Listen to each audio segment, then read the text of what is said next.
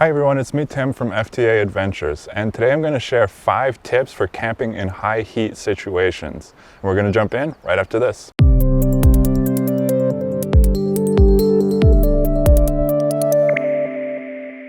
And this video goes out to my good friend Rusty. She said, I guess my biggest challenge coming from the East Coast was dealing with the heat through deserts in the summer. There are some areas where I didn't see any signage about the lack of services for 90 miles. Any tips you have for the best way to plan for that would be helpful. I ended up having to get last-minute motels to avoid heat exhaustion. And as far as places not telling you that there's 90 miles between services, I kind of get in the habit of just stopping every time I have a half a tank of gas. I won't pass a gas station. So anything less than a half tank, I just stop. I have about a 200-mile range, so that means I have 100 miles left at half a tank. So if I did hit a section that was 90 miles, I would have enough to get across that anyway. So as far as camping in the heat, tip number 1 is keep the Rainfly off during the day, vent your tent, and you can also remove the fly at night if there is no chance of rain.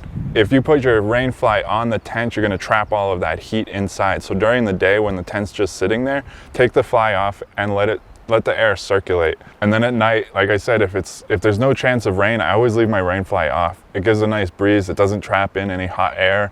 All the heat from your body has a chance to just rise and leave the tent rather than getting trapped inside of it. Tip number 2 is set up in the shade if possible.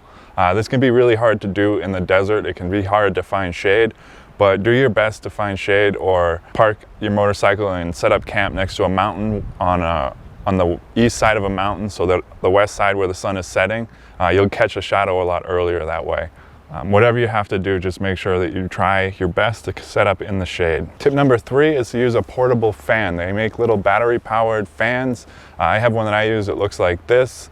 I use these when I know I'm going to be camping in the desert during the summer and I know it's going to be super hot.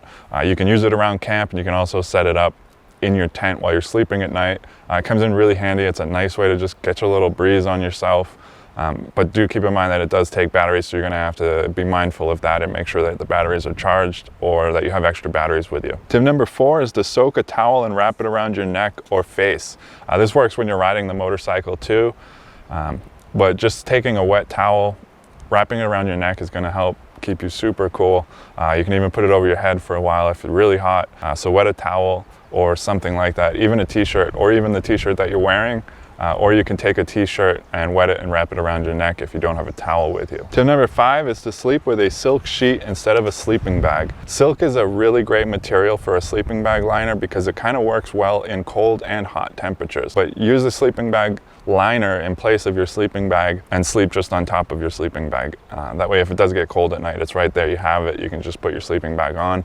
But if it's that hot, you're probably not going to see temperatures drop so low that you'd need the sleeping bag. Of course, it should go without saying you should be drinking plenty of water, taking breaks when you're riding, and just trying to stay hydrated as much as possible. And also using sunscreen, because if you get burnt, you're going to be even hotter when you're at camp. So definitely avoid getting sunburnt, wear sunscreen. And also, it's better to be safe than sorry. If it is really, really hot, like above 100 degrees Fahrenheit, get a hotel. It's not going to be worth it. You're not going to have that much fun anyway. So just make it a hotel night and maybe get into the mountains the next day and get to a cooler temperature, something like that. So anyways, those are my 5 tips for camping in the heat. I hope you got something out of this video. If you did, make sure to give it a thumbs up. Don't forget to subscribe and hit the bell, and I'll catch you guys in the next one. Ride safe.